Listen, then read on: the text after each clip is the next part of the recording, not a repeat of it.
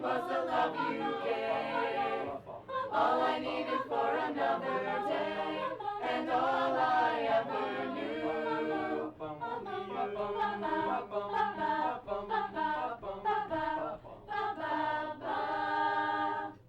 And all I ever knew. What I'd like to do at this time, if I could, is introduce a group of new singers from the high school, a high school group known as the Select Singers, under the direction of Amy Murata. These kids all knew Kevin, and they wanted to sing a few songs to Kevin at the beginning of the evening, and so I'd like to welcome them right now. Come on in.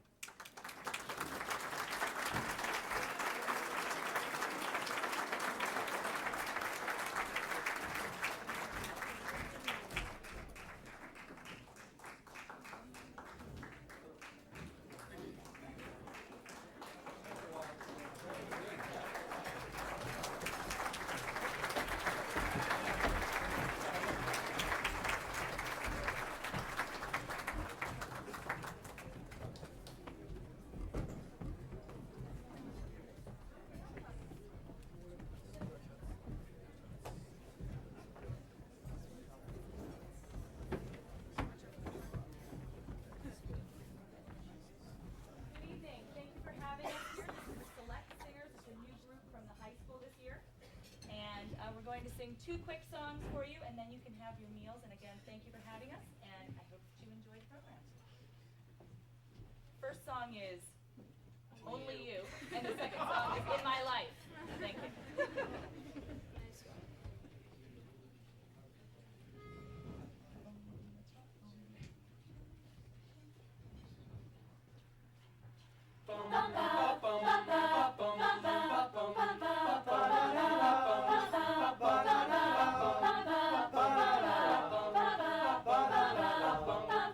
Looking from a window above, it's like a story of love. Can you hear me? I came by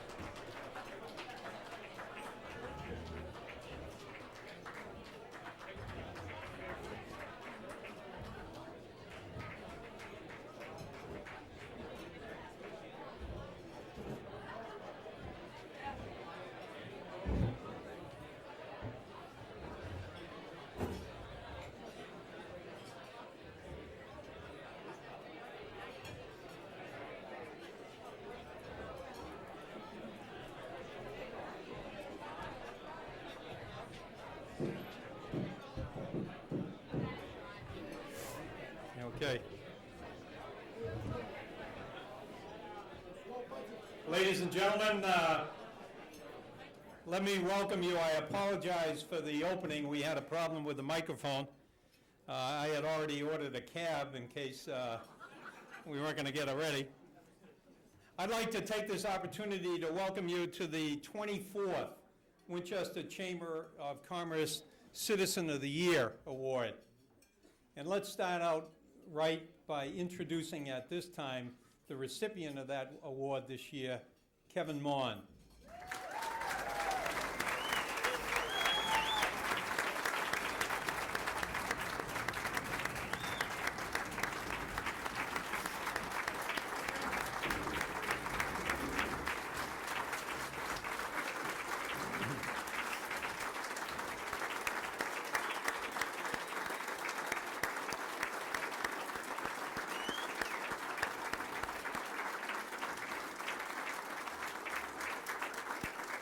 That's plenty.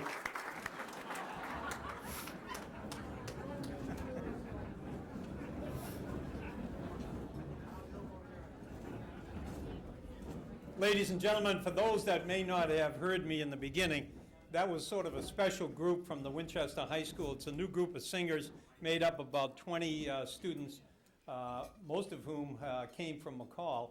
And they have formed that group, and they were very kind to come up here. They had another engagement at 7:30. And we have one other quick-hitting part of the program right now, is that we have two students from the McCall School. Now, the McCall School is very special to Kevin. They know him well. In fact, they gave them their own surprise party at an auditorium session here a few weeks ago. And at this time, I'd like to introduce Stephanie Mullane and Laura Lombardi. Come on up. Who's going to go through it?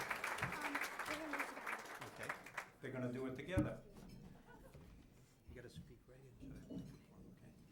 Real close. I'm Stephanie Mullane. And I'm Laura Lombardi. We are 6th grade student council members at McCall Middle School. Officer Mon has served this town for 35 years as a member of our police department. He was always there to substitute when other crossing guards got sick. Not to mention all the Halloween and fire assemblies he put together and presented for the children of Winchester. Officer Mon is always smiling and really cares about the kids. We are going to miss you, Officer Mon.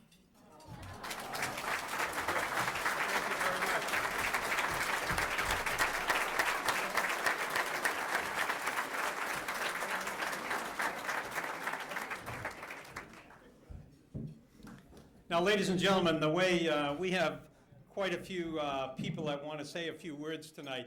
So what we're going to do, we've told the caterers that to just continue to serve, feel free to eat, and we'll actually have some of the speaking program during the dinner hours so that we can get everybody out of here by midnight. And I'll be asleep many hours by then. So first of all, I have the chore and honor of introducing part of the Mon family to you.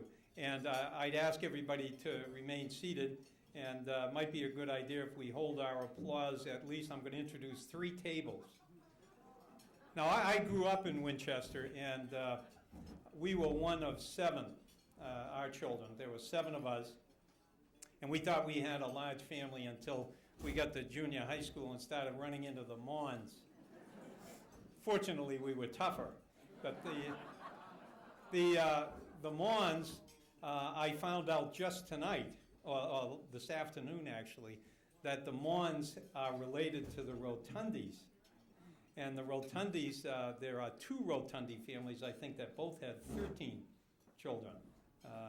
And of course, one of them we all know well. Sam is here tonight. So this is a far-reaching 4th generation Winchester family, which is really something. And so we're going to start out at Kevin's table, and I would be remiss if I didn't introduce first Kevin's lovely wife, Patty. Stand up. No.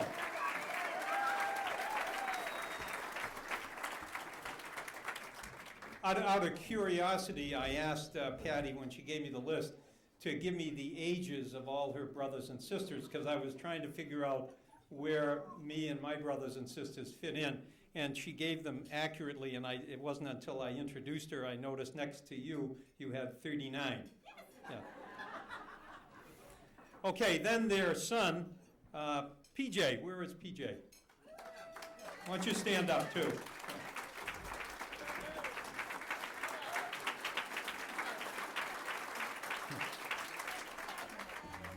And then we have Melissa, who is the daughter-in-law to be of PJ.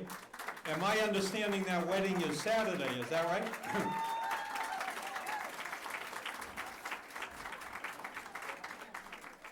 Melissa, I know a lot of members of this family, and you might want to visit me at my law office. And one of them is the next person I want to introduce, Kevin's father-in-law.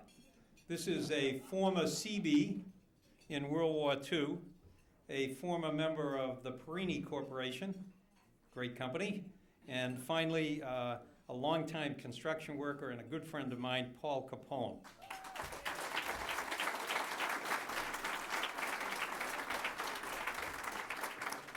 And then his mother-in-law, Esther Capone.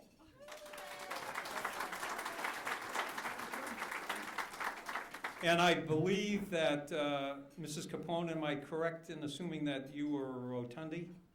Yes, okay. So, thank you, Sam. Okay, and then we have Peter Capone, the brother-in-law,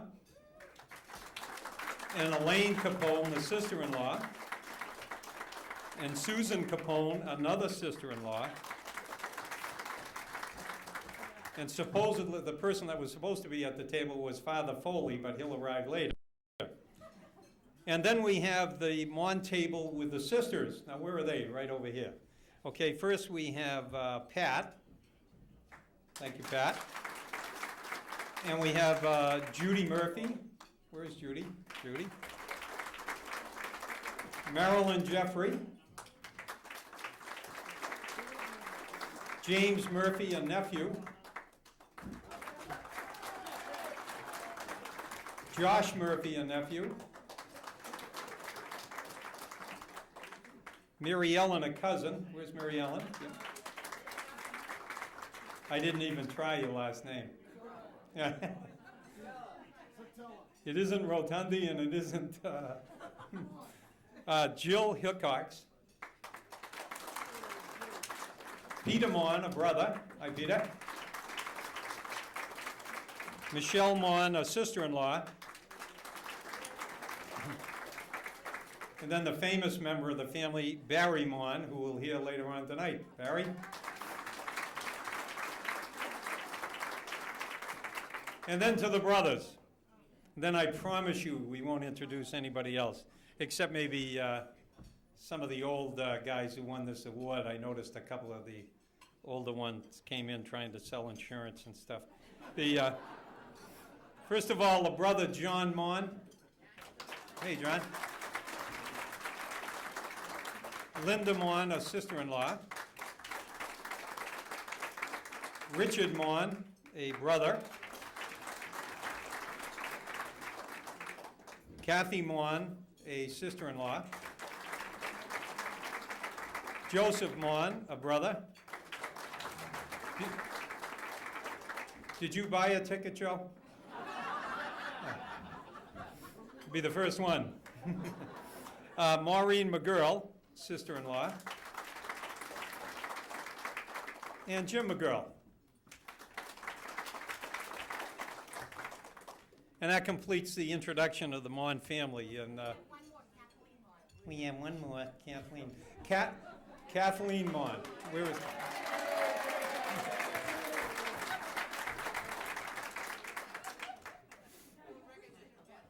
Okay, now the caterers know that you can feel free to serve whenever you think it's appropriate, okay? So at this time, I'd like to introduce Jim Johnson, who is the chairman of the Board of Selectmen. Where is Jim? Oh, Jim. And He's being assisted by a gentleman by the name of Brian Sullivan, no relation, the town manager.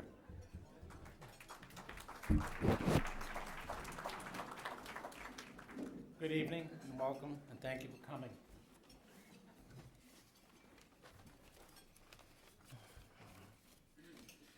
Kevin officially retired on March 28th. He is still working very hard and is still much needed throughout the town. He will try to take a little time off this summer, we hope. Some things you may and may not know about Kevin. He's a very caring person. He took a simple safety position and made it into a very prestigious key position within the town of Winchester. He is a role model for everybody, including children and citizens throughout the town. Kevin has talked to almost every child in the Winchester Public School. I think that's a feat that not many people can claim. He spent many hours, countless hours, working on mundane traffic issues, dealing with citizens, children, and the Board of Selectmen.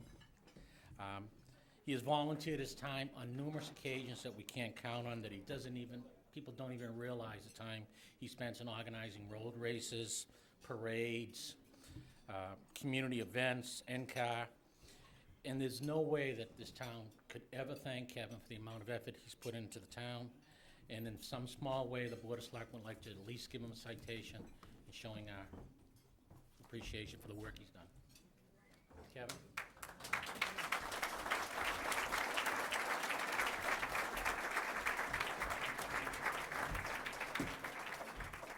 I bet you know who wrote this. The entire membership of the Board of Selectmen extends its very best wishes and expresses its hope for good fortune in the future with continued success.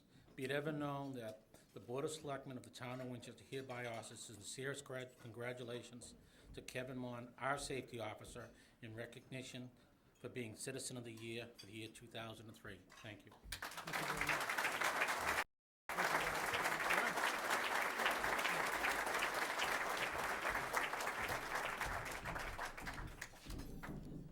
Kevin, don't leave yet. Just have a couple of more gifts that we wanted to pass along to Kevin. Just like to make a few remarks. There are many public employees within Winchester and other communities that do toil without much notice or fanfare, and for the most part, Kevin has done that. He has led this town in the public safety area, and the public safety area includes many areas, including the Traffic Advisory Committee and making safety improvements to our roads in this community. That's probably one of the most serious tasks. Also, the crossing guard responsibility for all our children, organizing a lot of the road races, parades, and whatnot. Many of these things that he did on his own time. When he's called back on the work, gee, this one wasn't available on duty or whatever, Kevin was always there whenever you asked him. And he was Mr., I guess, Parade, so to speak, for Winchester. But we certainly appreciate the dedication that he brought to this job. And when I think of, Kevin is really the old-fashioned type that he really had an interest in this community, took a pride in this community, and really made it what it is, I think, today. And I visualize this. I kind of visualize a Norman Rockwell scene with Kevin there, sitting with the children and helping them cross the street. But Kevin was something else, and we're certainly proud of him, and we're going to miss him within the organization. At this time, I'd like to bring you up, Kevin, and just have a couple of gifts for you. Now, I know that Kevin was an avid sports fan, and I've heard a few stories about this, too, including the wedding, and how we had to arrange that around a Patriots game or a Bruins game. Okay. Well, we have a Patriots shirt here for you, Kevin, with Kevin's name on it.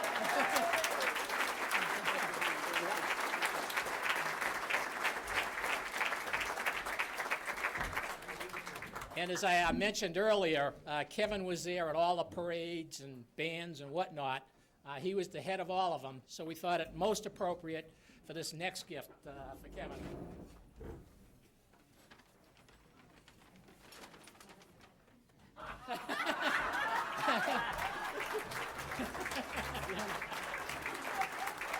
that right on. Yeah, put that right on now.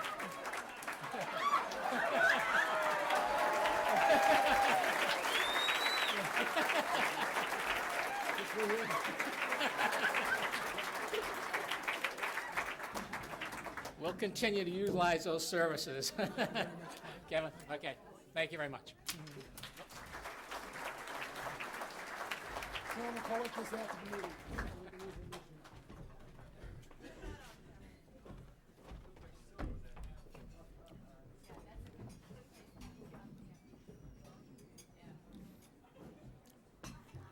Ladies and gentlemen, at this time, I'd like to introduce somebody that is very special to most people here, a public servant who was a former recipient of this award, was a member of the school committee, a member of the Board of Selectmen, member of the library trustees, and he's with us tonight, good friend of Kevin Mons, Eddie O'Connell. Ed?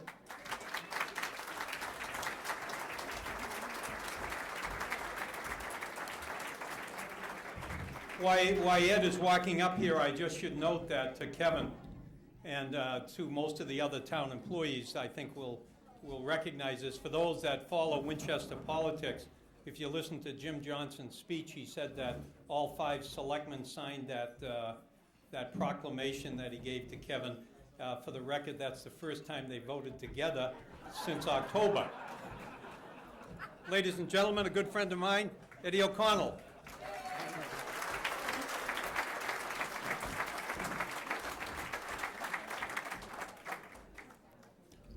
I still feel wounded from some of the comments that were made when I was given this award 3 years ago. So Kevin, this is just get back at them night.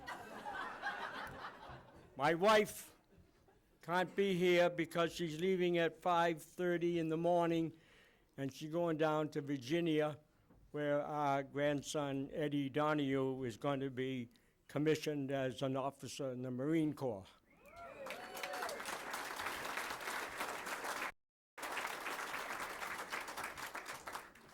Before she left, she gave me a few insulting remarks and told me, feel free to use them. And I'm gonna. Actually, Kevin Mon doesn't have an enemy in the world. But to offset that, he has many friends who dislike him intensely. It kind of balances out. And as I look around this room, I have a thought that this is probably the biggest ripoff in the state of Massachusetts since the Brinks robbery just 50-odd years ago. Now, you people sitting out there paid $40 each, hoping that you might get some decent food, but sure that you would get an indecently roasted Kevin Mon.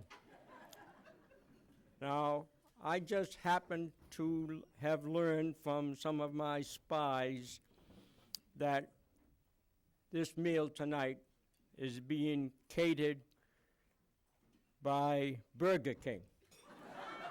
And they are billing the chamber at $20 per person. The other $20 is going into Kevin's pocket. Kevin may have retired, but he has not changed. And who would want to change this lovable crook?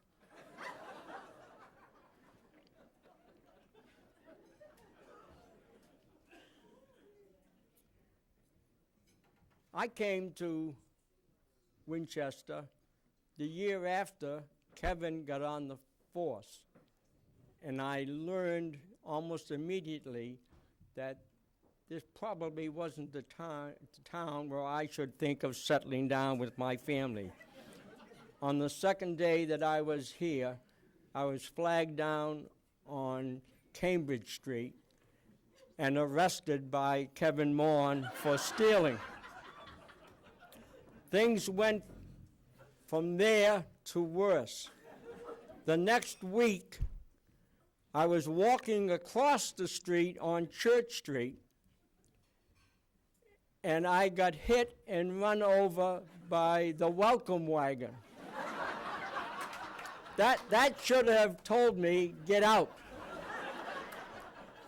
In those years, the welcome wagon was driven by Terry Cha-Cha, wife of former recipient of this award, Jake Cha-Cha. You notice no former recipient has ever been called back for an encore. People seem to learn a lot at the roasts.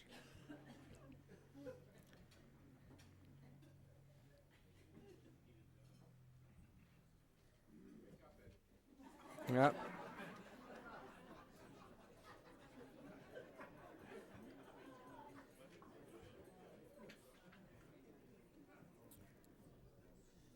When Kevin first took the exam for sergeant, the exam was very formidable, and it had a number of questions that today we would describe as essay questions. And Kevin was really sweating that out as to whether he had or had not passed. And then Chief Peritano called him in one day, and Peritano had the results of the test in front of him. And he said to Kevin, "Sit down, Kevin." And he said, "I want you to know that your test was both good and original. Unfortunately, the parts that were good were not original, and the parts that were original were not good." So Kevin had to wait a few years more before he got the sergeant's stripes. But he hung in there and did pass the test the next time around.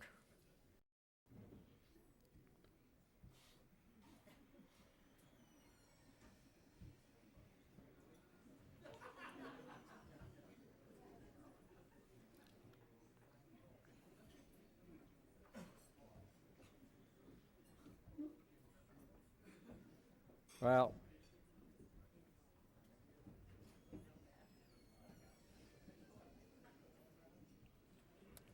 there was a time when I used to do much of my training on the track over by the McCall School. And unfortunately, that track fell into serious disrepair, just wasn't cared for by the town, and it got to the point where I wouldn't run there. When I had to have a workout, I just drive around town till I found where Kevin was, and then I would run 4 laps around Kevin. and then I knew that I was ready for April 19th.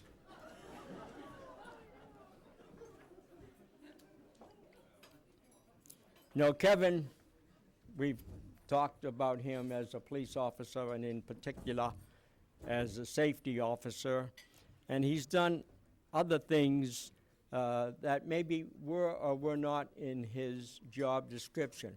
And he took these tasks seriously. In fact, he probably was the one who created them. But every year he would go to the elementary schools and hold bicycle training. Again, safety being a factor in that effort on his part to protect the youngsters, sometimes from themselves. And on Halloween, Kevin would make himself available to visit schools or any other group of youngsters and give them some cautions as to how to conduct themselves and what to look out for on that evening. And these were contributions that he just had created for his own position. I remember a couple of years ago, Kevin was making a presentation at the town hall and giving a report of the Traffic Safety Committee. And after he had spoken for a few minutes, he paused, and then he looked toward the back of the auditorium, and he asked, "Can you people back there hear me all right?" And 8 or 9 of them shouted no. And immediately, 7 people sitting down front stood up and went to the back of the room. I don't know to this day how that article ended.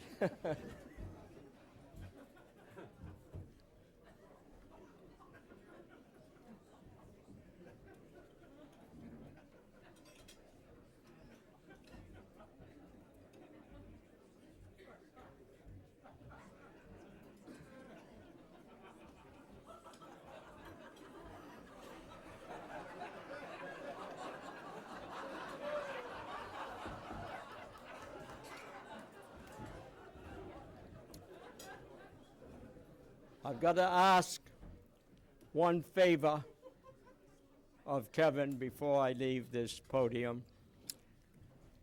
Kevin, before you put the badge away, do me a favor and arrest Terry Cha-Cha.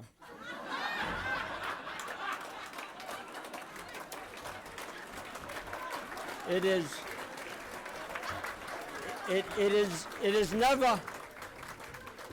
is never too late for justice to prevail. And those of you who, of course, were not here 35 years ago, you may not even know what a welcome wagon is. But in those years, we did have someone who would call upon families newly located to Winchester and give them background information on the town, present them with coupons and gift certificates for various places of business. And it was a very pleasant, enjoyable, and it was kind of what I call small town America. And I wish we could bring things like that back without Terry. I have a small book here.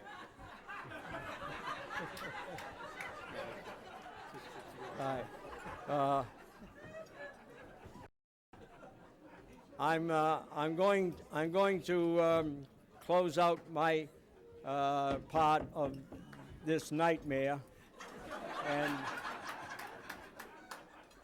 I do have to say something, not looking for any humorous response here, but I have been very close to Kevin Mon in my efforts to keep Memorial Day and Veterans Day alive in Winchester. And Kevin was always at the assistance was his contribution. He would do anything that the members of the Veterans of Foreign Wars asked of him. He was so widely known throughout the town that people just responded to what he said. He didn't have to snarl. He didn't have to raise his voice. He just had to be Kevin Mon. And Kevin, I hope that you have an opportunity years from now to come back here as just one of the guests of the evening and get back at all these people who are going to treat you so harshly tonight. But I wish you well. Yeah.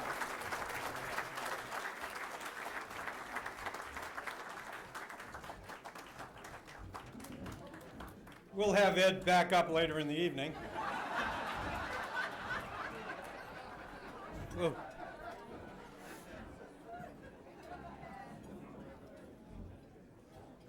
Ladies and gentlemen, while they're serving the food,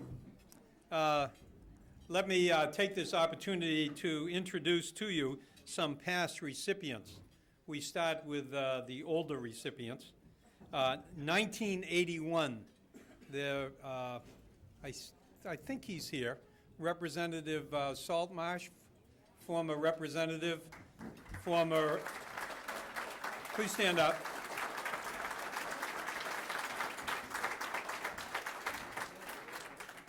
Former elected representative, former aluminum siding salesman, and currently in the insurance business.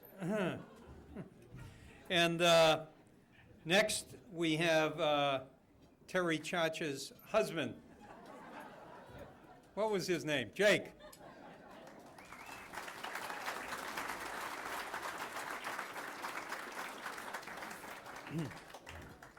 And that table over there is a very interesting table. There's a lot of money at that table. Chacha made a few bucks for the town. And we have Whip Saltmarsh. He owns Precinct 7. And the next recipient is probably the wealthiest one at the table. In 1989, Dr. Donald McLean.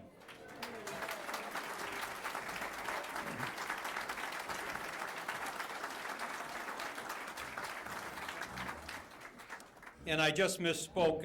He was not the wealthiest one at the table. In 1990, it was Paul Mahoney.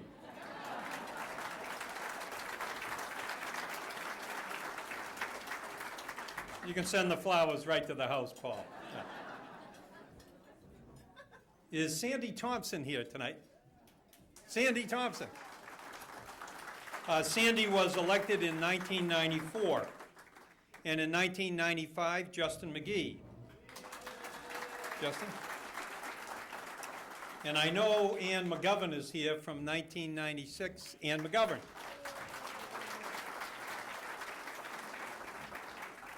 And then a good friend of mine, where's Peter Van Aken? Peter Van Aken, behind the camera, 1997. Then a very famous architect, known worldwide, Charles Sekeres, 1999. Never said a swear word in his life, except one night to Mary Pronsky. I'll never forget that. The first time I ever saw her stop talking. Is Mary here? Good. And then for more remarks, Ed O'Connell. Where's Ed? 2000. And then finally in 2001, Corey Nichols. Where's Corey? Corey.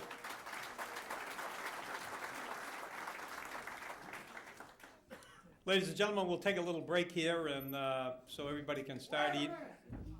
John Sullivan, what year? 2004. Well, you can win it twice. 1984, John Sullivan.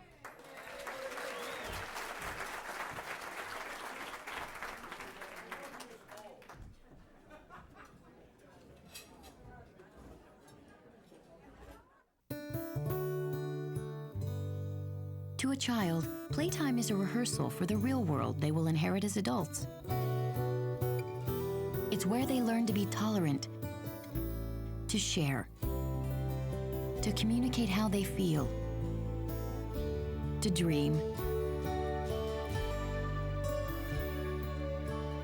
Don't underestimate the power of play.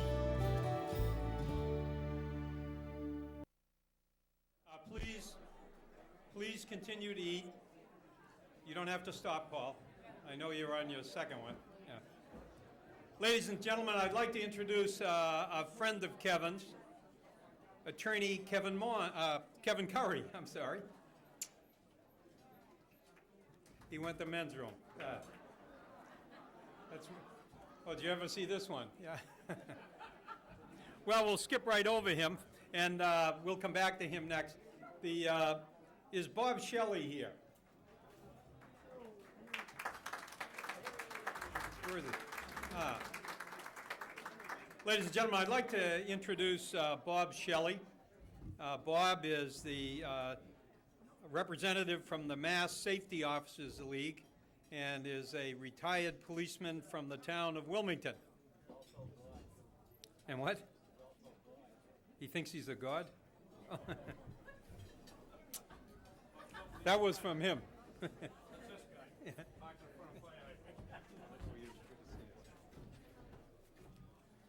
Good evening, ladies and gentlemen. It's a pleasure for me to be here tonight to honor my good friend and my brother safety officer, Kevin Mon, on a twofold. First as safety officer and second as to represent the Mass Safety Officers League, along with some other brothers that are out here. We'll be making a presentation shortly. But before I do that, I'd just like to say how Kevin and I became friends. Chief McHugh at the time, they'd called me down to Winchester and he said, gee, John McGinley, the safety officer, is going to retire, and he said, I'd like you to come down and give Kevin a hand and get him involved in the Mass Safety League and help him in the schools, and if you can, and you've been around for a little bit and you're doing the safety work in Wilmington. And I talked to Paul Lynch and he said, anytime you'd like to come down and give Kevin a hand, be glad to have you. So at that time, McGinley's office was down in the boiler room at the police station, and Kevin took that office over, and I'd come down a couple of days a week, and Kevin and I would swap ideas and films and so forth for the kids. And then he get moved upstairs. And of course, Kevin was never late for work. He was always 15 minutes before, and he was always here 4 o'clock or after, and now I know why. As you walk into Kevin's office, he's got his first boss, Lieutenant Abatelli. He's looking right at him, and the chief's 2 doors down. So he's got to be on time, and he can't leave before 4. But anyway, I don't have to tell you folks here in Winchester, Kevin picked up the ball and brought the safety to another level in the town of Winchester. And he's also been a great fellow and brother in the Safety League. We brought him into the league 20 years ago, and he worked his way up, and he's now the past president here last year in the Mass Safety Officers League. That's the type of guy he is. Whatever he tackles, whatever you ask him to do, he's probably the only guy that went to a meeting with us that went back to work, because mostly policemen go to a meeting right after the meeting, we're either playing golf, tell the chief, we'll be back later, I'm taking the day, we're going to a meeting, chief. Not Kevin. Kevin goes into our station 8 in the morning with a uniform, crosses the children, goes to the meeting with us, comes back to the Winchester Police Department, gets his uniform back on, and makes sure the kids go home safe. What a guy.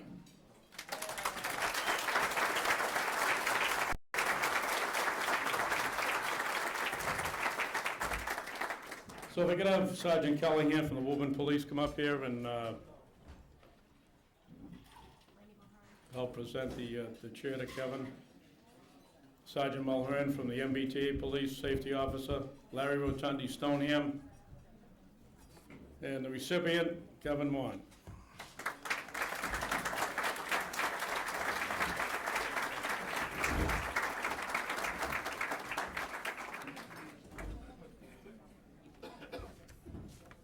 Where's the chair, boy? Behind the woman. Just to let you know, I'm the Rotundi on the bad side.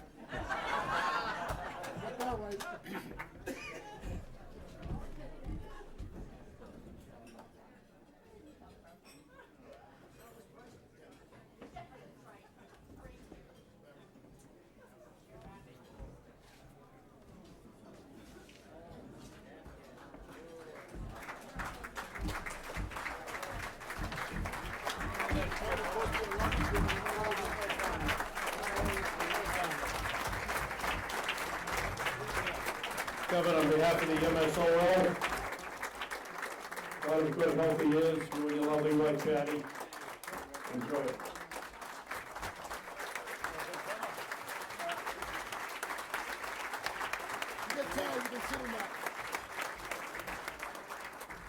The only thing I really miss about this thing, as being a safety officer, every month Kevin would take me to the meetings because I'd get lost. So Kevin, you can't retire. You're still gonna take me to the meetings because I'm on the E-board. It's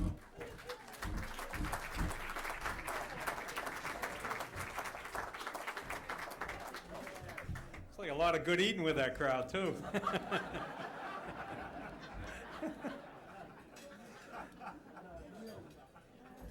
Ladies and gentlemen, I introduced Attorney Kevin Curry, but he was in the men's room. He has now returned. Attorney Curry.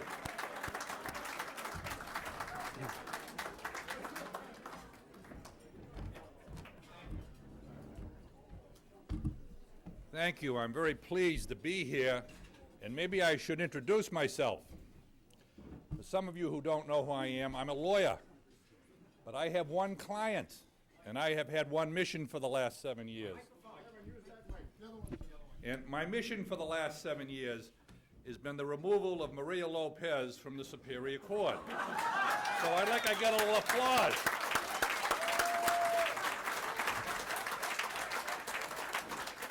I have one client, the Demoulas family, which means I'm getting well paid. So I should get some applause too. But there's a great irony here tonight. There's somebody else here who we should recognize.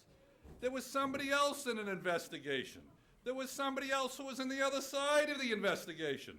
And that investigation was of me, conducted by Barry Mon of the Federal Bureau of Investigation. And we should give Barry a cheer. Now, the real reason I'm here is to talk a little about Little League Baseball, which is probably one of the silliest things ever created by man or beast. Every year, about 30 men get down to West Side Field and make complete jackasses out of themselves with one motto: it's all for the kids. Well, I arrived there almost 17 years ago with my son, Sean. And Sean had been drafted by Mr. Kevin Mon. And I was convinced that Sean was on his way as the next member of the Boston Red Sox. And all he had to do was get a little help from Kevin Mon. So I showed up on the first day. And I introduced myself to Kevin, and Kevin had drafted Sean, so he knew Sean was. And I said, Kevin, how'd the team do last year? What do you think the answer was? Didn't win a game. 0 for 16, so help my God. 0 for 6. My kid is playing for a guy who never won a game. Now, is that an upsetting thing? And you know how it works in Little League. The coaches they only play their own kids. Nobody else plays but their own kids. So I go to the first game. And let me don't look like that, PJ, because you may have to get up here and defend us. Batting fourth, playing third base, is that star of stage, screen, and show, P.J. Mon. I'm out on the side of the fence. It's like Casey at the bat. Up is P.J., 3 balls are thrown, 3 swings, 3 misses, out goes P.J. I turn to my wife, Diane, who's sitting over there. I say, Diane, look, let's be frank with each other. This kid couldn't hit a barn with a shotgun at 2 feet. Kevin Mon, however, he turns around and he's up there, he's going good. I say, Kevin, great swing. This kid's on his way. This kid's going to do good. The next day gets better. Now the team is now 0-17. Last year they were 0-16. Now they're 0-17. Kevin announces PJ's going to pitch. Well, PJ pitches like Judge Lopez judges. Not a very, very important thing. 5 times in the first inning, it's against Ferentino's team. PJ walks 5 people. PJ gets the hook. But I tell Kevin, next time, Kevin, this guy's really going to do good next time. Well, next time never came. At the end of the season, I think the Orioles, which were the team, I think the Orioles were like, the first year Kevin had them, they were 0-16. I think this year they were like 4-12. Not a very auspicious thing. But I want to tell you something else. Things got a little bit better.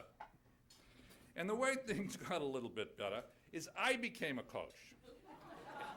And I took Farentino's team. I wouldn't take the Orioles. They're a bunch of losers.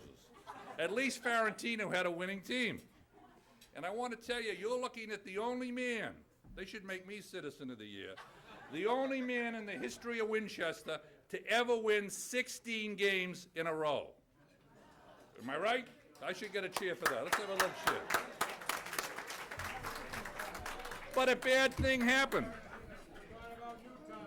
Yeah, well, I'm going to get to that.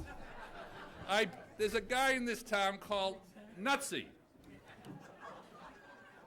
And I play the final game against Nutsy's team. And what do you think happened? I lost. So I went from a peacock to a feather duster in one quick moment. But I want to say it's a great privilege to come up here and say a few words to Kevin. Kevin never arrested anybody in his life. He never gave anybody a ticket. And that's the kind of a cop us lawyers like to see. I'll have a few things to say to you afterwards, Barry.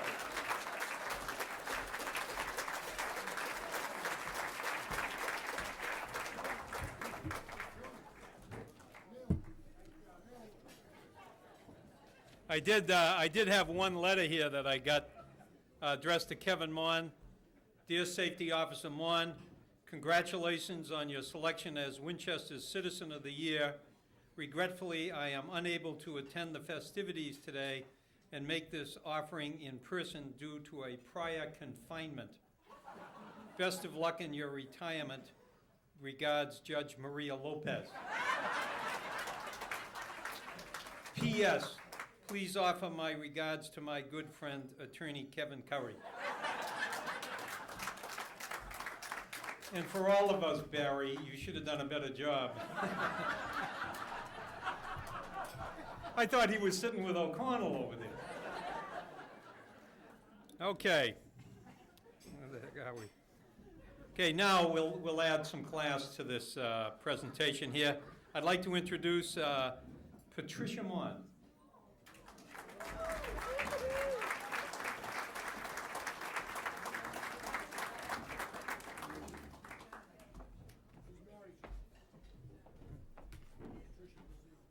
Patricia Mazzee.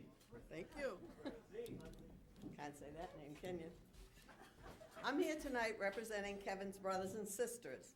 Most of what I'm going to say is not really going to be a roast, but rather a little marinating. How can you ever roast Kevin Mon? He was a quiet, hard-working, great kid. He was off working with our neighbor, Mr. Coughlin, the junk man, making money at a very early age. My mom thought the Coughlins were going to adopt him.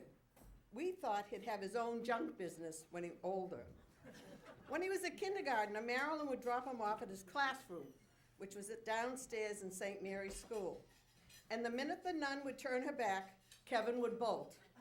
After a quick chase by the nun, a sight to behold, I'm sure, and a search of the school, Mom would be called. She found him once sitting on the stone wall at the corner of Washington and Oak Street. Ask Marilyn how many times she started out for downtown and needed to return home when she discovered Kevin following her. Sort of a deja vu between Mitzi and me. We all remember vividly when Dr. McManus told Mom never to bring Kevin to his office again if he needed a needle or stitches. Kevin still likes needles, I'm told. She was to go directly to the hospital emergency room. It seems that Dr. McManus didn't want any more patients scared away by his loud screaming. We knew Kevin was special when, as a young kid, he'd save his hard-earned money to buy Christmas presents. I remember one year taking him to the corner variety store where he bought his mother of 11, a True Romance magazine.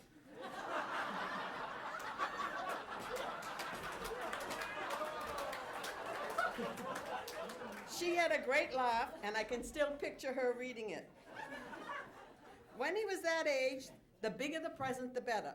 Judy remembers receiving some huge, gigantic rhinestone earrings one Christmas. I can't remember banning Kevin from Leonard's Field Playground when I was an instructor there.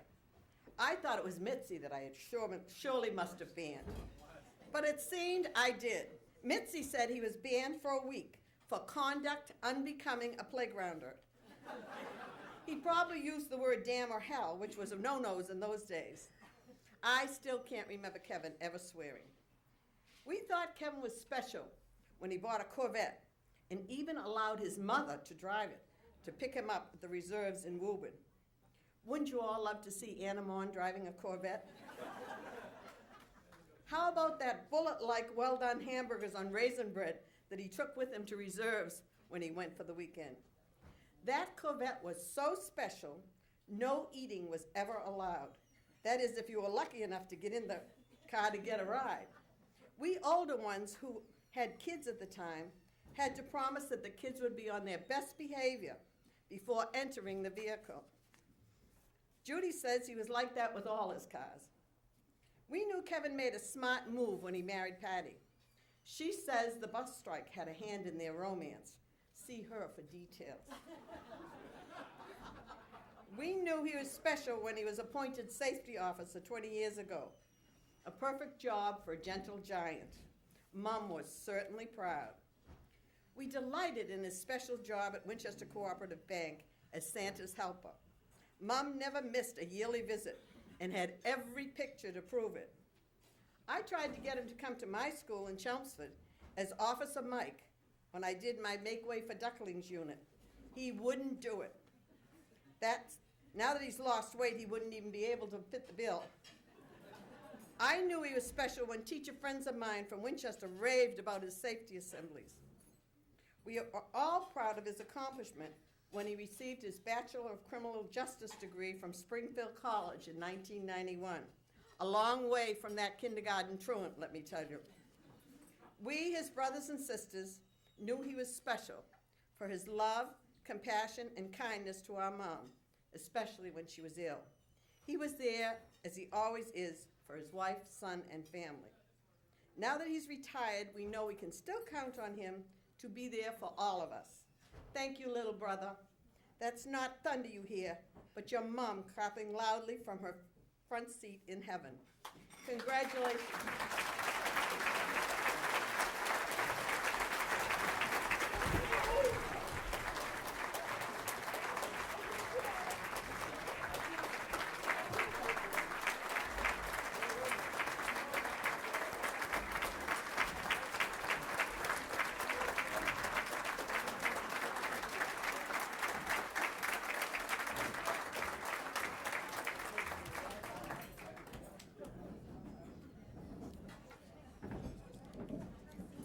Ladies and gentlemen, our next speaker, another Mon, grew up in the adjoining city of Woburn.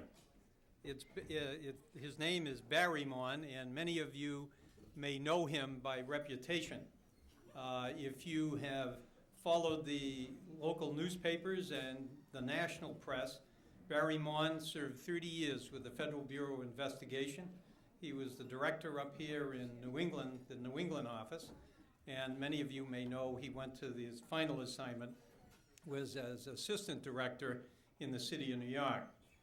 One special note, and I share with you because it's we are lucky to have Barry with us. He was at Ground Zero on 9/11. He was in place at the high towers when the second plane hit. He was trapped in one of the towers, and there were many times, as he told me, that they didn't think they were going to make it out. He was very fortunate to get out, and it took him most of the day. We're very happy for him. He has served this country well and is truly a hero in the eyes of many. Barry Mon.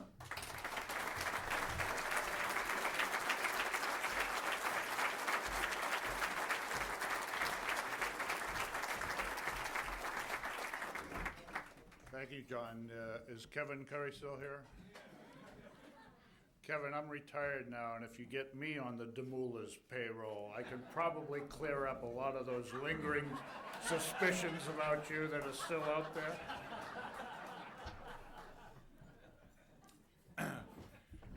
And Patty, I'm not going to try and follow your act and upstage you with that.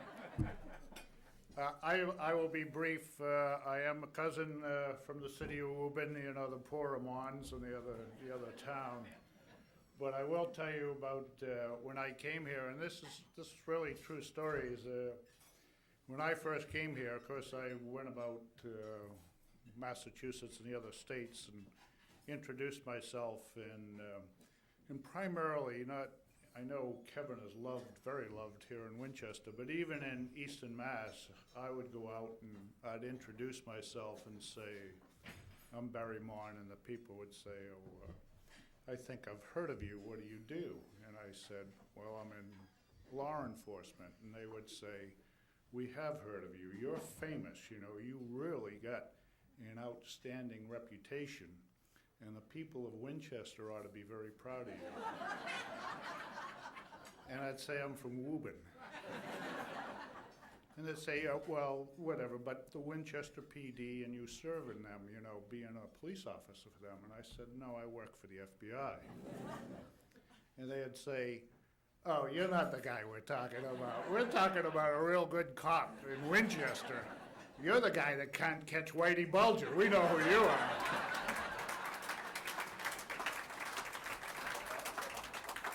But if I heard that once, I heard that a number of times, and that's a true story, which is a testament, Kevin.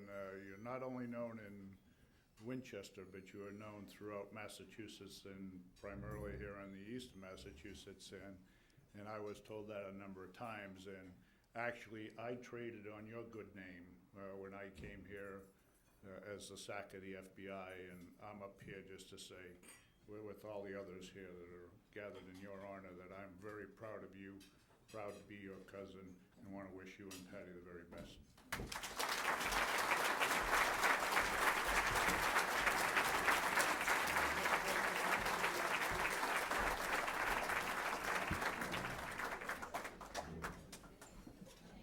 Is our friend ready?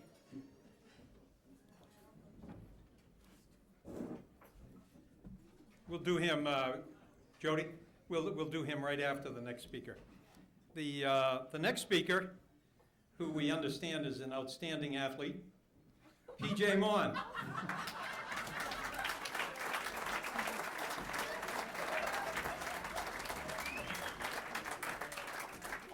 Now, P.J., you and I talked before, you remember? Oh, yeah. In the kitchen.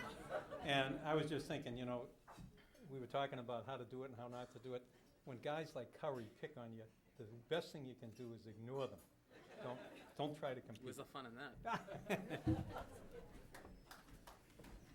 Now, I had promised Mr. Sullivan earlier that I would keep it as brief as I possibly could, but after Mr. Curry's remarks, I think I need to set the record straight somewhat.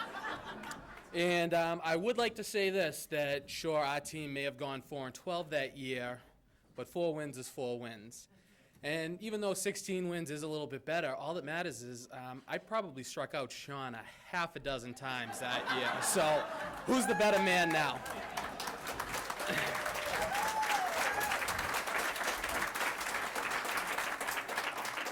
Now, you people see my father every day. Usually it's on the cover of the Times-Chronicle. But, you know, I get to see him about once a week now, unfortunately. But, you know, there were times when I got to see him every day. And, you know, when I was little, it was great having him as my dad. It really was. I mean, you know, what little 10-year-old boy doesn't want to sit down in the living room with his dad and watch football? I mean, that's like every kid's dream, right? Well, yeah, I got to do that in 1985. The only problem was that my team, the Dolphins, was playing his team, the Patriots. And when my team scored, I got sent to the room for a week with no TV and no dessert and, you know, the whole 9 yards. But luckily, you know, there were video games back then, so I was all right. And, I mean, of course, you know, who wouldn't love getting a phone call from their father the day after Game 7, one of the best World Series in history, the Yankees lose to the Diamondbacks. I mean, it was like one of the best games ever that they go down. And I get a phone call, how about them Yankees? The only thing that sucks is I'm a Yankee fan, so I don't want to hear that. And, of course, there is the whole Little League thing. I mean, I can remember my father being on the mound, and I'm up at the plate, and he's telling me, all right, here it comes, the old watermelon. I can't hit the watermelon. As Mr. Curry said, I apparently couldn't hit anything, but I specifically remember I couldn't hit the old watermelon, but I could hit the meatball, and that's what I was hoping for every time. I just wanted the meatball. But, you know, I mean, what are you going to do? You're a little kid, and, you know, it was still great to have him as a dad. And, you know, as I got older, things did get, you know, a little bit better growing up at MCI Winchester. That's the Mon Correctional Institute, Winchester.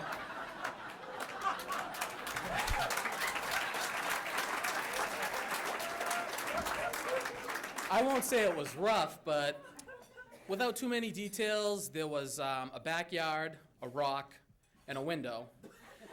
And then a week later, another rock and the same window. And let's just say that, yeah, things were really not great around the house during that 2-week span. But, you know, I mean, little kids do stupid things like throw rocks at windows, and their fathers come home and they hide from them, you know, under the couch, which is where I tried to get, but unfortunately I was a little too big to get under the couch.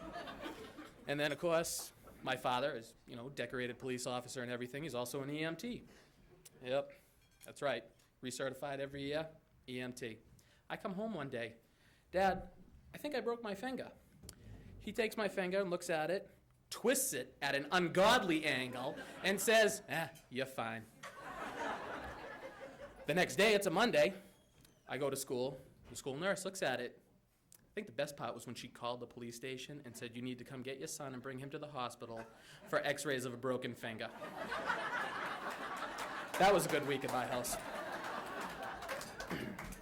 But, you know, it's a good thing he wasn't a doctor, because a couple years later, when I broke my arm, yeah, he probably would have taken that broken arm, twisted it behind my back, and said, shake it off, kid, you're all right.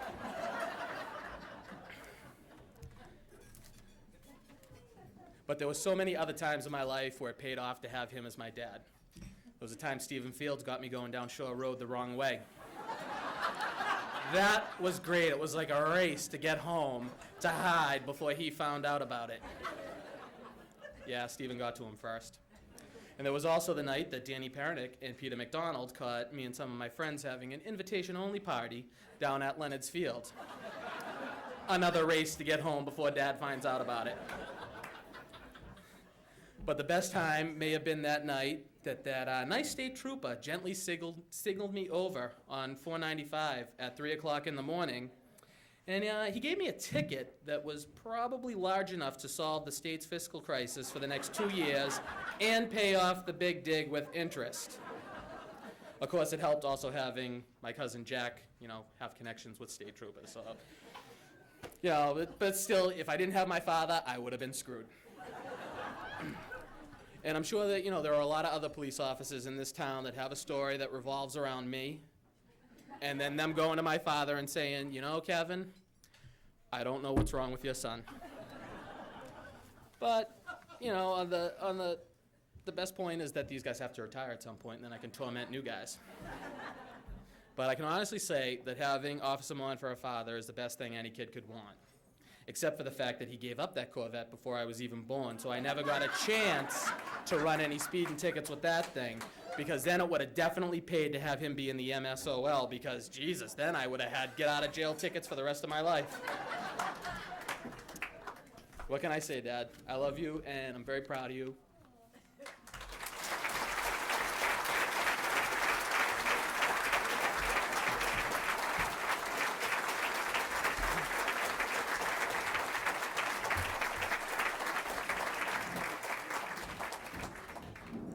Ladies and gentlemen, let me just introduce somebody, Ed Goodwin, if you just stand up. Ed Goodwin is the president of the Winchester Cooperative Bank. And we had a board of directors meeting this morning at the co-op, and we were talking about Kevin. And Kevin, for years, has been Santa Claus in our lobby every Saturday morning for about 4 or 5 weekends before Christmas. And hundreds of people come down there and have their picture taken, adults and children. And we wanted to give him a donation this evening, and but we thought it would be appropriate if we could get somebody from the family to do it. We did hear that there was somebody else in the family, and we tried to locate that person who also was Santa Claus. And we found we found a distant relative.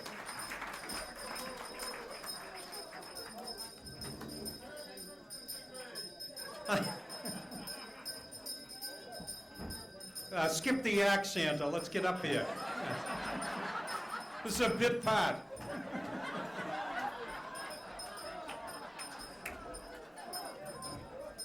Reindeer don't work this time of year. My white Lincoln is parked outside. You came in a white Lincoln? Yes, I did. Reindeer are unhealthy this time of year. How's it going? It's going. Remember me? Yeah, you were the naughty one. Well, why don't you have a few words here? I do. I do. Kevin, first of all, does anybody believe in Santa Claus? I can't tell my stories then. On behalf of the Winchester Cooperative Bank, all your friends there, they want to present you with a gift card and some goodies that I have for you. Come up, Come on up here, Kevin. That's what I said.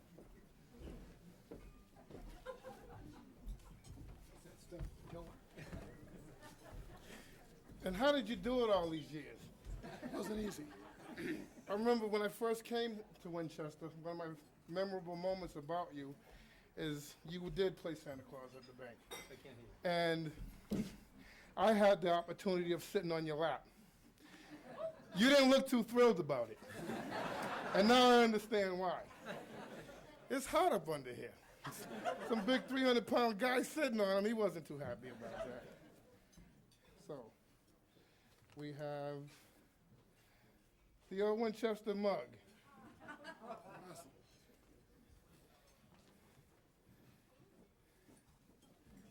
Can't go without the cup holder. Can't see in this thing either, can you? We only have the hall till 10. Okay. You're not getting anything any time of the year, John. And along that, they want to give you a card, along with your bag, Kevin. Congratulations to you. Appreciate it. And good luck to you. Can I ring my bell now? Okay. Merry Christmas, everybody.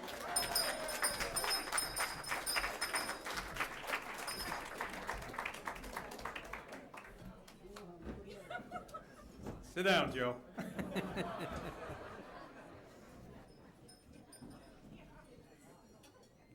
Ladies and gentlemen, another distant relative, Sam Rotundi. Sam is a distant relative of the Mons, and you may remember him as our state senator. And now he's representing the Winchester Hospital, and he is the head of the Winchester Foundation.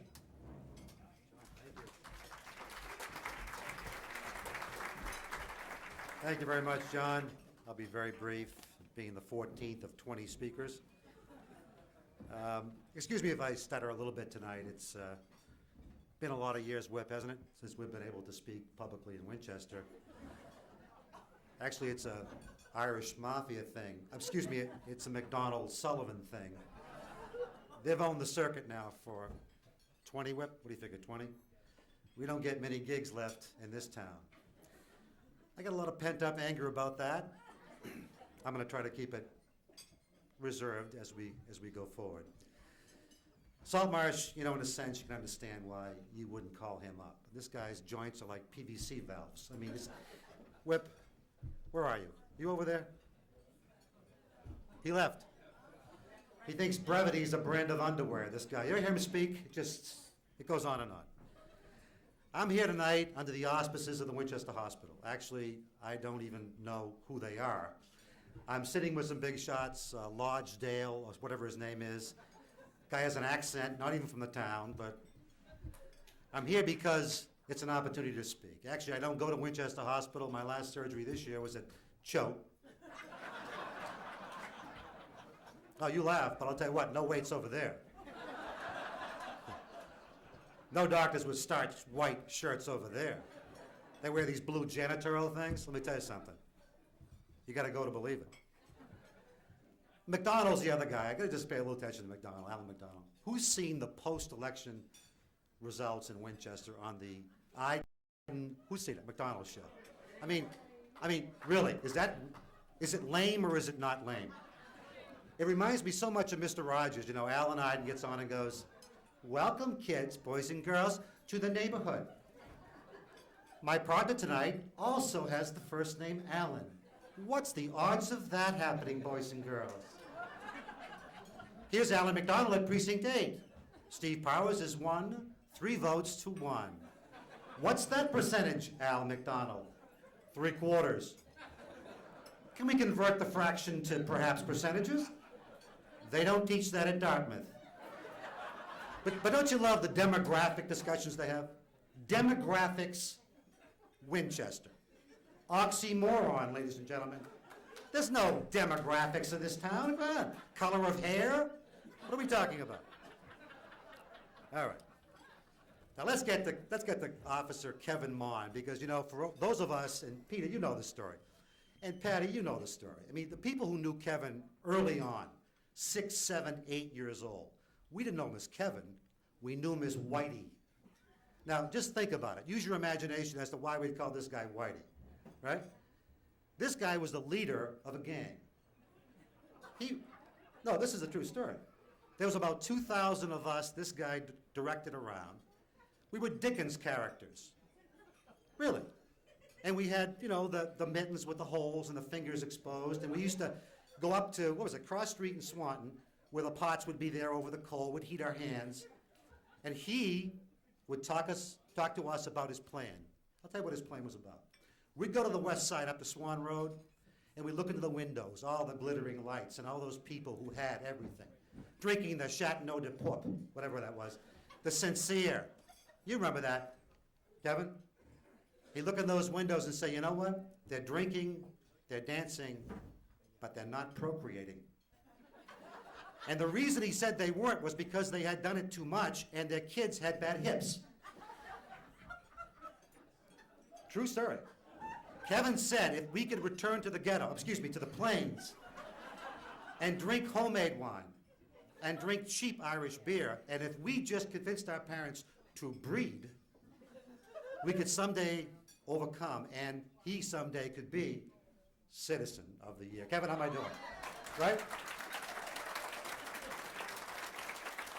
And I'll be brief, ladies, but breed we did. 13 of us, about 11 of you.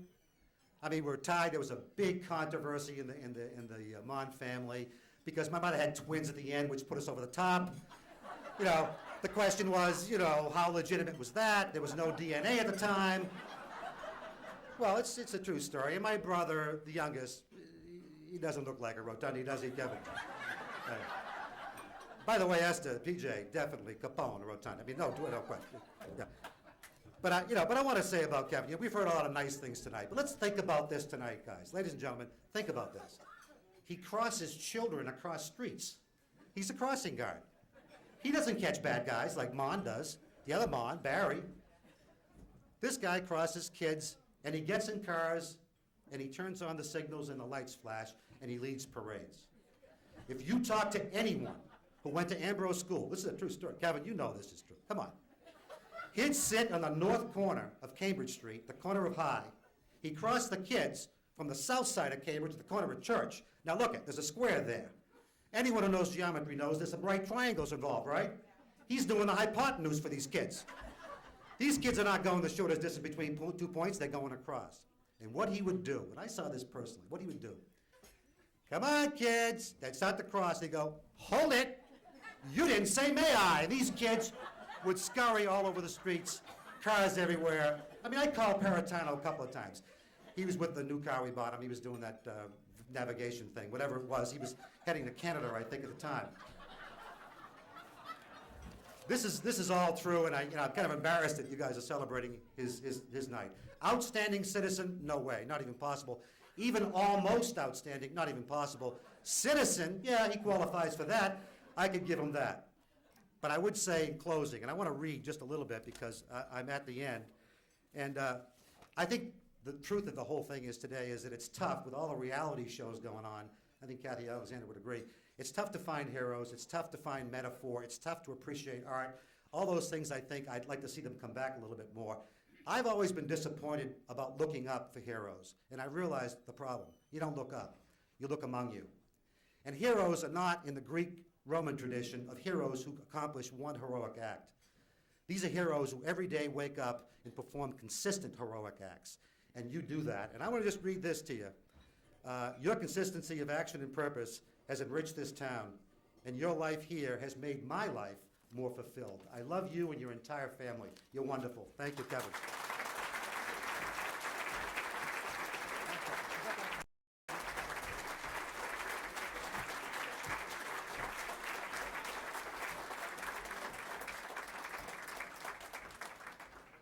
Alan McDonald, would you agree that that's the last gig he's going to see? No. Now you understand why. Oh, man. Okay. Now that we get rid of that one. Taking shots at the Irish. Okay, next we have probably the most favorite, most knowledgeable fisherman in the town of Winchester, and an occasional police chief, Joe Peritano.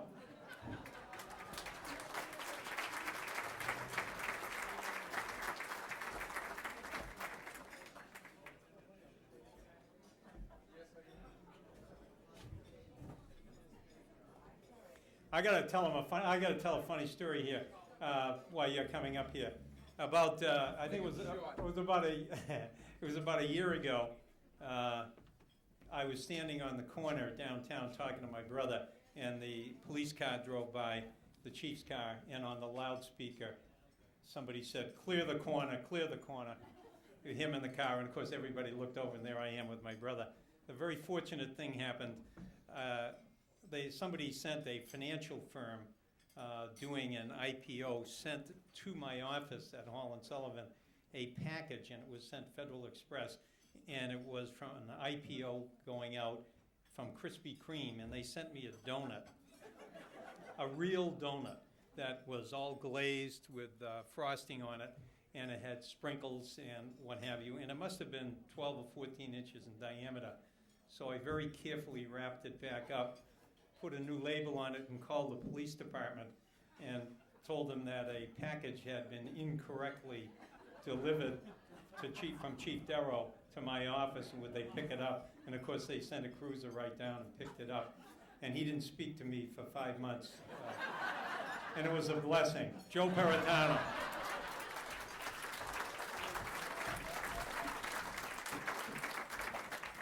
Thank you, John. That's all true. But I still have the donut. Don't bet on it. And you will get it back one of these days. It's a pleasure to be here tonight to honor Kevin Maughan. A little known fact probably to some of you is I go back some 50-odd years with the Maughan family. I started out as a 10-year-old kid playing at Leonard Field. My first heartthrob was Patsy Maughan. In those days, she was a strawberry blonde with lots of freckles, and she was truly my heartthrob. And a softball coach, and taught me how to make pot holders and keychains out of gimp.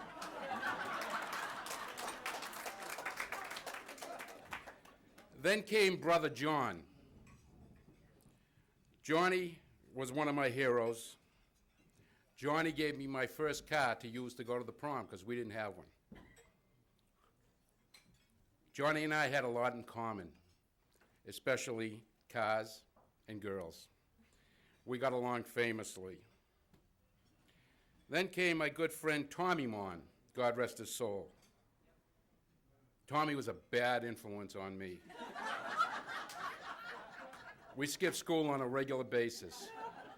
I don't think there's any of my old teachers here. When I tell you on a regular basis, he was so bored one day he came by, picked me up as I was going into school, and said, "Let's go down to Medford and see the Recruiter." That was May or June, just before school got out. That September, Tommy and I were being sworn in the United States Army. That was another bad mistake I made. We went in on the buddy system. That buddy system lasted about 3 days. I never saw him again till we both got out of the service. That was 3 years later.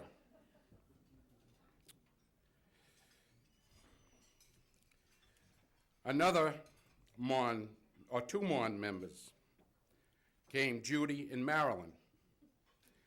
Judy and Marilyn were famous for harboring criminals. The criminals were usually Tommy and myself, and maybe Jay Kahn and Skippy Falzano, who would all skip school together, and we needed a place to go. Needless to say, either Annie or Mitchie were home at the time, so we couldn't go there, so we usually ended up at either Marilyn's or Judy's. I hope you guys remember that.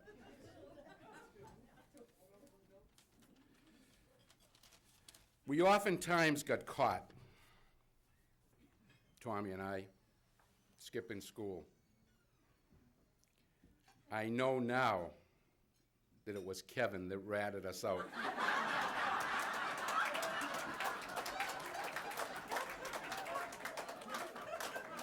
He's not the noble guy you all think he is. Kevin Philip Mon came to work with the Winchester Police Department in 1967, if you've read your programs. In 1968, he became a permanent police officer. In 1983, he became the safety officer. In 1989, I became the police chief, and Kevin became like a right-hand man to me. Kevin's duties, among his duties, were safety education programs for the school kids, to work with school officials. He designed crosswalks, school zones. He did enforcement, especially at McCall. McCall, if any of you have children at McCall, we hate you. That's one of my biggest headaches in town.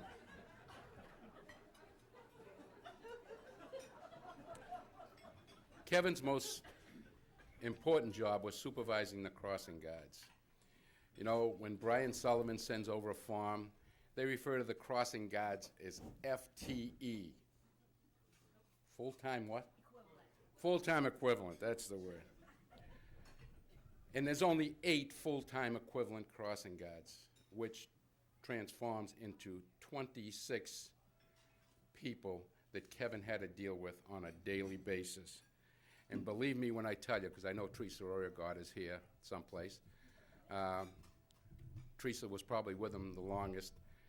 Kevin handled those people in a very gentle but firm way. Kevin's other job was investigating all serious and fatal accidents for the department. God knows we saw too many of them. He was instrumental in starting the helmet safety program for me, a program which I was very proud of, where whenever we observed, Kevin and I, or the motorcycle or bicycle officers, observed a young child wearing a safety helmet while riding a bicycle, we would then write him a citation, a ticket, in other words. But that ticket was redeemable for a free ice cream cone at Bellino's Ice Cream Parlor on Washington Street. That was a program Kevin liked because it made him very popular amongst the kids. And I was even told sometimes he tried to redeem some of those tickets himself.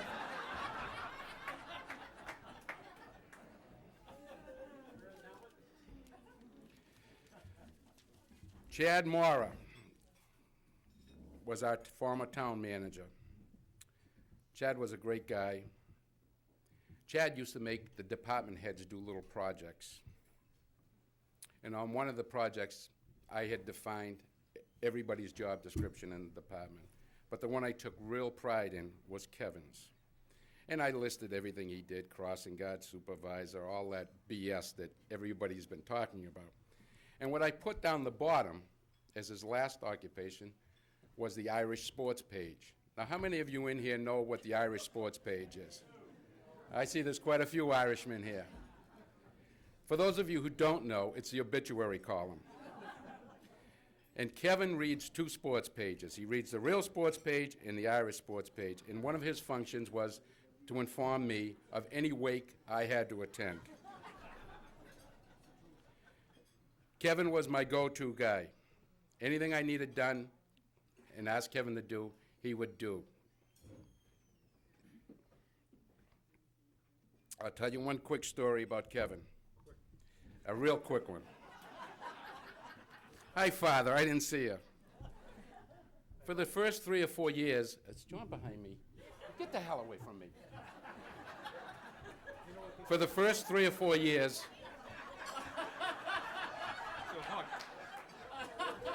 for the first 3 or 4 years of my chiefdom, I thought my name was Jesus Christ. Pardon me, Father. Because Kevin, on a daily basis, would come into my office. Jesus Christ, would you do something about that meter downtown? Jesus Christ, the DPW director put the sign in the wrong place. He used that term quite often with me. He even wrote that out. I had to. That's a sin. Yeah, in phonics. Let's go. Listen. On one other occasion, I called Kevin Moore. He was on a day off. And I said, Kevin, we're going to go do a search warrant. I says, I need you to go through the door. Look at him. We can fit 3 or 4 guys behind him. Oh, we used to be able to. Can't do it anymore. But I called Kevin, and I says, get ready. At about 2 o'clock, I'm going to be by to pick you up. That afternoon, I drove by, picked Kevin up. He says, where are we going, Lieutenant? I was a lieutenant at the time. He says, where are we going, Lieutenant? I says, we're going to go do a search warrant. We need somebody big to kick down the door. My next question to him was, where's PJ? I says, get PJ. PJ was probably, what, 10 years old? He says, what do you want PJ for? I said, never mind, just get PJ. Brought Kevin out. Now, everybody knows what a sports enthusiast Kevin is, as was told here earlier. I had the privilege, by some of the parents of the Youth Hockey League, to take some pictures of a famous celebrity who had come to town to be a guest speaker at the hockey rink down on Connaught Road off Cross Street. And I got Kevin in the car knowing, because he asked Chief Bowler for a day off because it was this man's birthday and he thought it should be a national holiday. But Bobby Orr had come to Winchester to speak to the young hockey kids. As soon as we swung on the cross street, and he knew I had PJ in the car, he says, it's got to be Bobby Orr. And if you saw Kevin in line with 40 or 50 6- and 7-year-olds waiting to get Bobby Orr's autograph. Thank you very much. Kevin.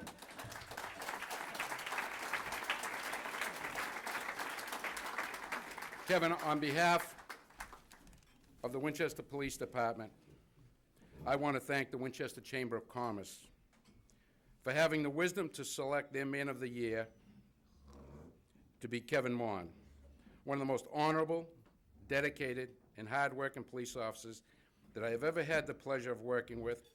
Congratulations, Kevin, my Police Officer of the Year and my friend for life. Thank you.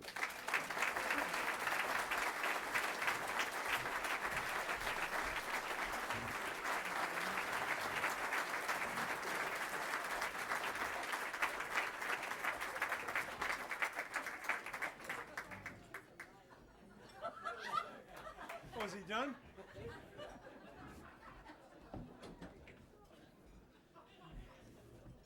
I don't get enough money for this. All right, now, where's Chief McHugh? Chief McHugh is next and worse. And the worst is yet to come. Now, Chief, as you come up here, this is the retired chief prior to Peritano. Oh, jeez. Did you leave your walker?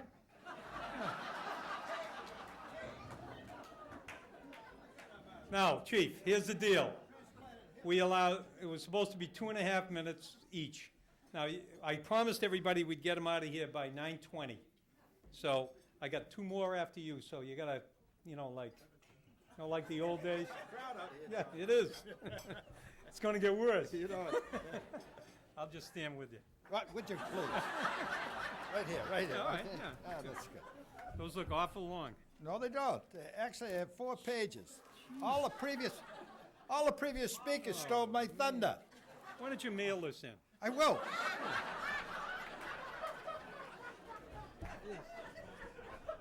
You know, it said in the letter they wanted me to come, and it said, a tribute or a roast. I said, anybody can do a roast. I'd like to do a tribute. I'm the Lone Ranger up here. I'm the only guy, Kevin, that's not going to make fun of you. All right? Because remember, I gave you that job.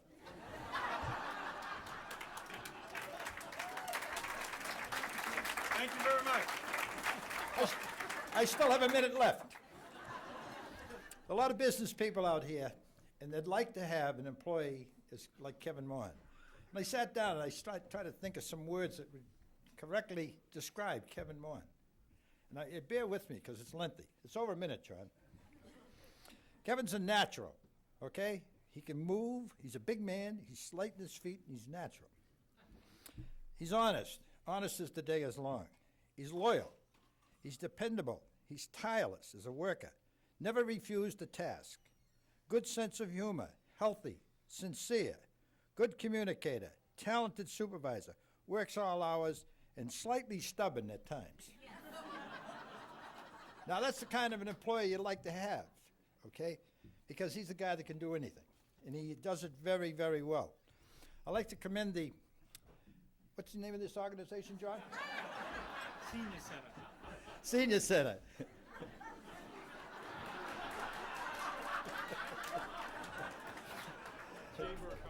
The Chamber of Commerce. You know, Kevin's following in the footsteps of a lot of really dedicated, respectable, honest people that have made this community what it is today. And their fathers and grandfathers in some cases. And we like to make fun amongst ourselves, but we don't like to be made fun of. You know, we're proud. We're Winchesterites. And that's important. And I used to tell my police officers, there's a right way, a wrong way, and the Winchester way. The Winchester way is the correct way. That's the way I want you to do it, okay? You know, lots of times I'd get a kid to come in from Woburn or Lowell or something. He says, hey, what are you talking about? The Winchester way. Where do you get paid off around here? You know? I said, no way. That's the Winchester way. We do it the right way. How am I doing, John? I get another minute? Yep. Okay. Kevin, everybody stole my thunder. Kevin hates the New York Yankees. He hates them with a passion. He'd kill every one of them if he could, especially using a hand grenade, for the things they've done to our Red Sox, right, Kevy? And he also hates needles. He's deathly afraid of them. He shakes all over. Look at him. He's starting now. He also hates parking meters. What are we going to do with that parking meter? I said, throw it in the Aberdeen River. Nobody will miss it. His deficiencies consist of a couple of health problems. His sisters and brothers will bear me out here. Kevin has a weak stomach, believe it or not, for a giant. He also is a fussy eater. He would eat nothing. Ma used to say, just Lynch's Hamburg, ground twice.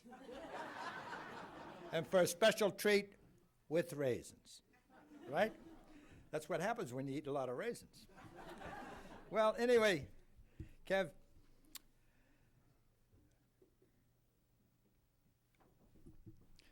you know, Kevin's our safety officer for 20 years. But you didn't know he had an accident record. You're going to be appalled. 3 times he smashed up the cruiser. But you never heard anything about it. He reviews the accident reports, okay? Enough said. I'm going to embarrass you now, Kev, a little bit, but they'll see the end result. It goes like this. His first accident occurred while he was doing radar patrol on Pond Street, just beyond the entrance to the Lynch School. He looked behind him, and his car was bearing down on the rear of the cruiser. He said, oh my God. Smash. The whole left side of the cruiser, taken right off. Car continued on, hit a telephone pole. Oh God. Jumps out. It's a father with his 16 or 17-year-old son on, just got his learner's permit. The father was beside himself. When he found out he hit a police car, he really was beside himself. And there's another name for beside himself in that situation. Okay? But it wasn't Kevin's fault. Okay? It's a moving accident, but he wasn't moving. Second one occurred up on the Parkhurst School. Parked the cruiser, went about his job. It was a kind of a slippy day, you know, rainy, ice. What happened? This lady come down from the Parkhurst School. She saw the crossing guard. Oh my God, she put the brake on. Cruising car. Took a whole piece out of the back. The lady apologized. Kevin says, it's not your fault, lady, you know? We won't count it as a moving accident. I'm involved. Third time, I don't know which school it was. I think it was Morocco School. He parks the cruiser on his way into the school, going to give a lecture to the kids. And the next thing you know, bang. Third time, lady backed up and smashed right into the car. Now, I discovered this, and I said to him, Kevin, why do you get involved in these accidents?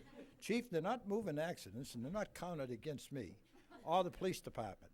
I said, well, that's a hell of a note.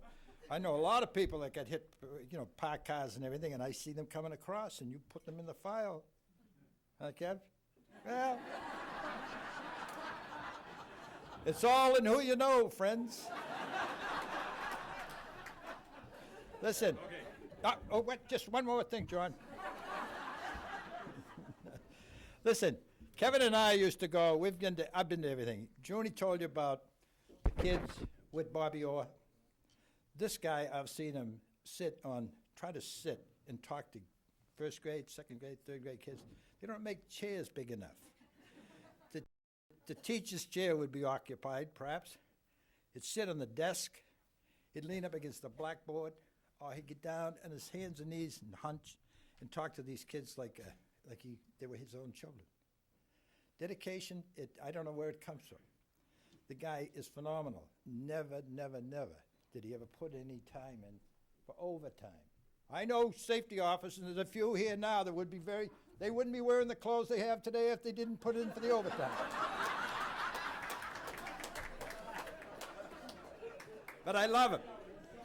I love the guy like he's my son. You know, somebody said he swore. I never heard him swear.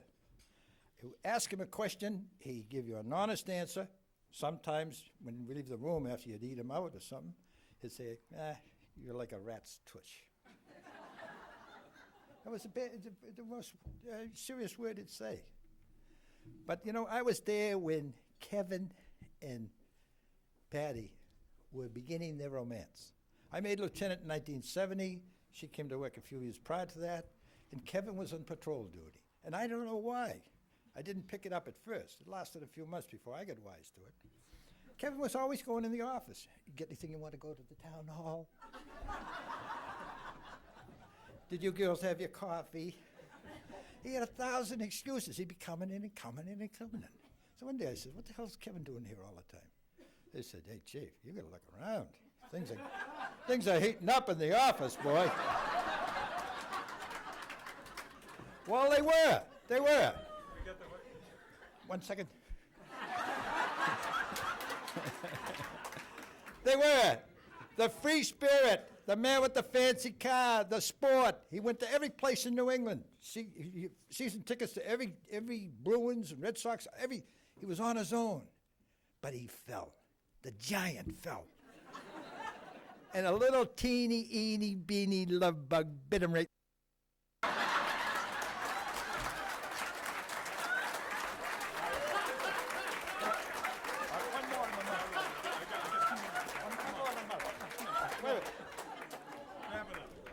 I got a wrap job here. This guy is a tough MC.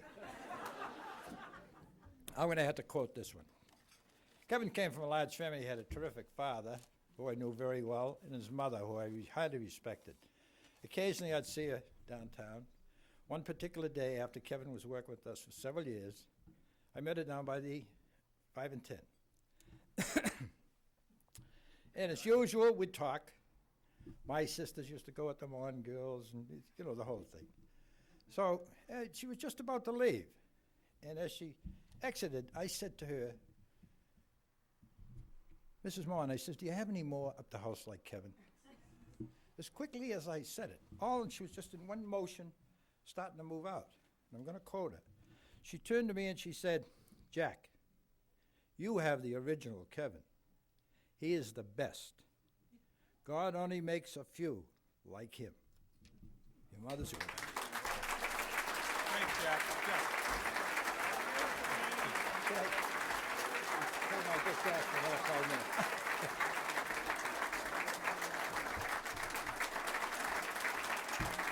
Jack McHugh.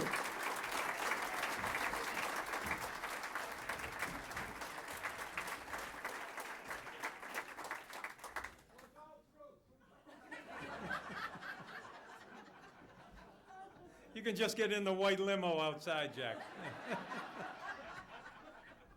Ladies and gentlemen, we got just 2 more, and I think you'll enjoy both. Is Julie Pompey here? Julie.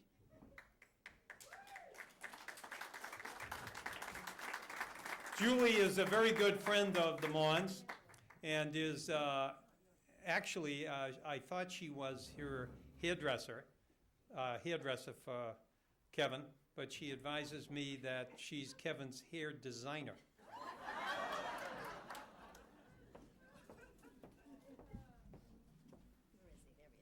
You gotta really talk right into it. Hi, PJ. All right, Kevin, I wrote a poem for you. I hope you enjoy it. Speak right into it. Okay. You all must be wondering how I know Kevin Mon. He's been a longtime client of my salon. How long, you may ask?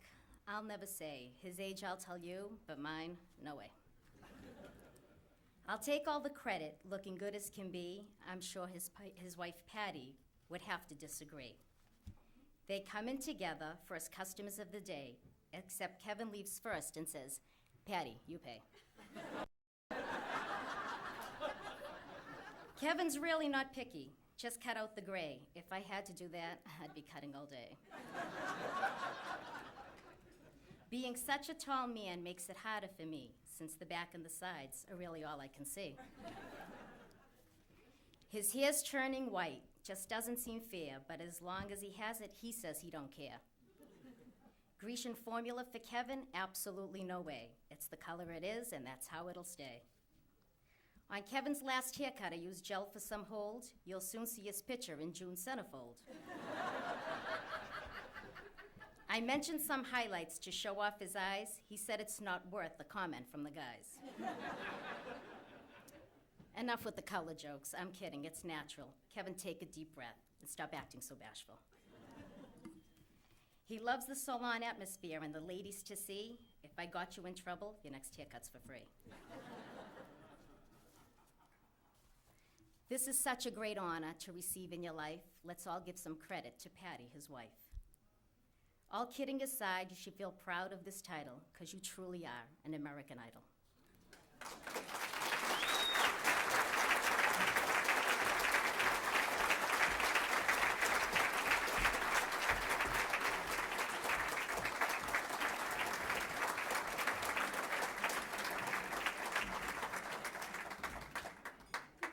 Ladies and gentlemen, before I'm going to introduce our last speaker, and then we'll have the president of the Chamber of Commerce. What does it take to get you back into the lives of your family? Give your family everything. Give them your time. From the Church of Jesus Christ of Latter-day Saints.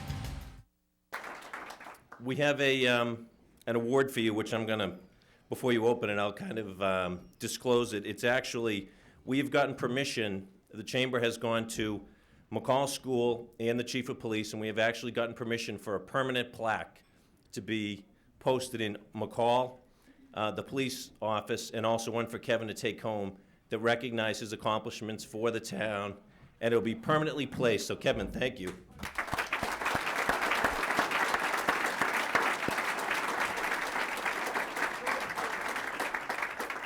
I'll actually read the inscription. Kevin, you have plenty of stuff to take home. So the inscription will read, they're a little bit different, but I think I'll summarize it because the one from McCall says, in recognition of 20 years of service as a safety officer for the town of Winchester.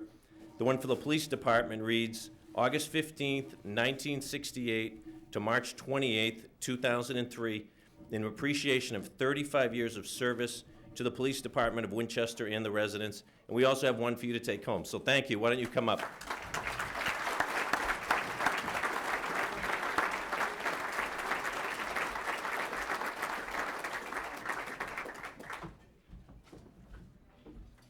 We want to thank McCall and also thank the current chief, because this is nice. These will be permanently posted, which is nice to recognize this, you know, in the long term. So thank you, Kevin.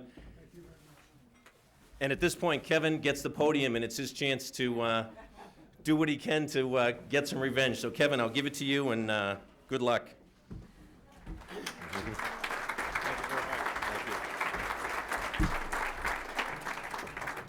Ladies and gentlemen, Kevin Mon.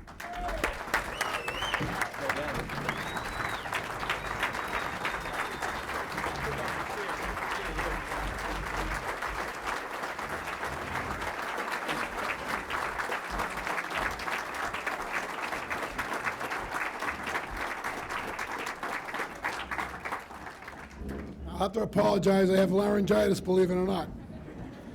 But I've been waiting too long for this, and I'm not going to pass this chance up. Take it even.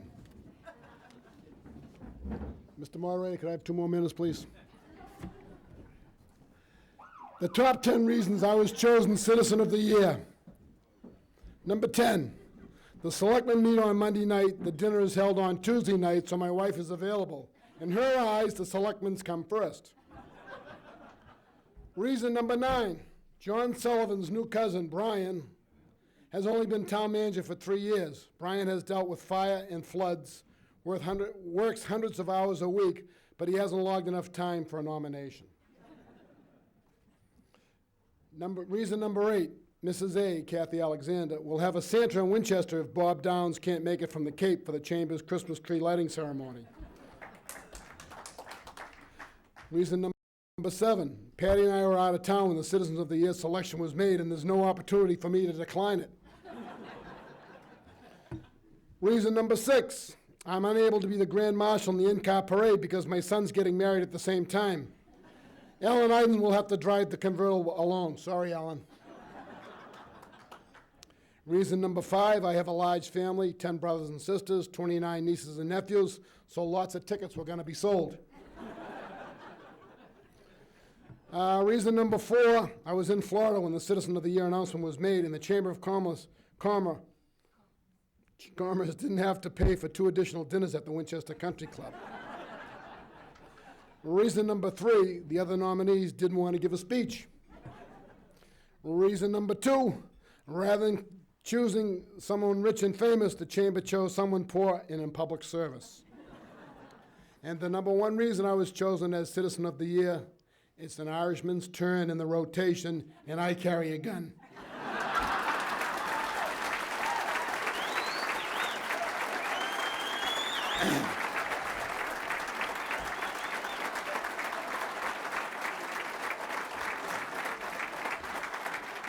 Now it's my chance to nail a few people that nailed me. It's been a pleasure to work in the town that I was born and raised in. For the most part, I never viewed what I did as work, and I always looked forward to going to the office each day.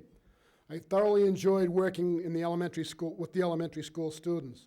They are amazingly knowledgeable about safety. Of course, all this is forgotten when they become teenagers. I'd like to thank the members of the infamous TAC, which is the Traffic Advisory Committee, who served the town so capably, past and present, during my 20 years as safety officer. For those who may not know, TAC, Traffic Advisory Committee, is the advisory to the town manager and makes recommendations on citizens' reports of traffic and safety hazards. I have never been shy in expressing my opinion at these meetings, and I want to thank all the current, the former town engineers, police, DPW directors, and fire chiefs for allowing me to express myself. Not all of the TAC recommendations have been followed over the years. Some things never change. I'd like to thank the Chamber of Commerce membership. Hopefully I've helped you out over the years, particularly with the parking situations in the Center Business District. I'd also like to thank the Winchester Police Department and my fellow officers that I've worked with, some of them only a year, some of them 35 years. From the chief, the lieutenants that are here, the sergeants are here, the patrolmen are here. I'd like to surely thank them. It's been a great 35 years, and I'm going to miss them all. I'd also like to thank my crossing guards. There's quite a few of them here. There's some retired crossing guards, and I want to thank them also. Lastly, I'd like to thank my family. They put up with a lot so that I could do what I love. I've left many family functions early, missed or been late for dinner, both holidays and other. And the reason being I volunteered at the Bunny Hop. That's the Barnell Road Race, in case nobody knows. I did it for 20 years, and unfortunately it's the last Sunday in April, and that's usually my wife's birthday is April 25th, so she's taken a beating on many of April 25th because I was at the Bunny Hop. Also, the Big Steps for Little People, that's a Winchester Hospital function that I've volunteered my services for 10 years, and for the people that, there's many people from the hospital here, and I just want to let you know, I will be there June 1st for this year's 11th annual Big Steps.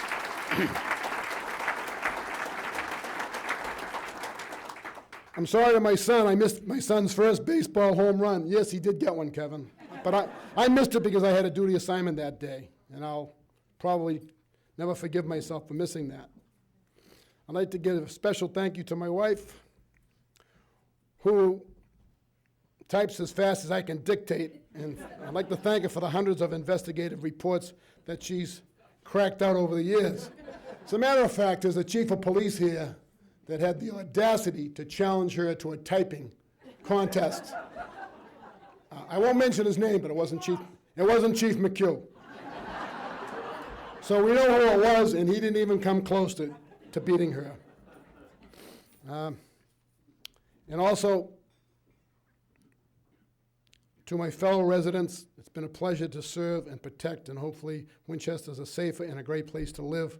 I am truly humbled by being chosen for this prestigious award, and I thank everybody. God bless everybody. Thank you.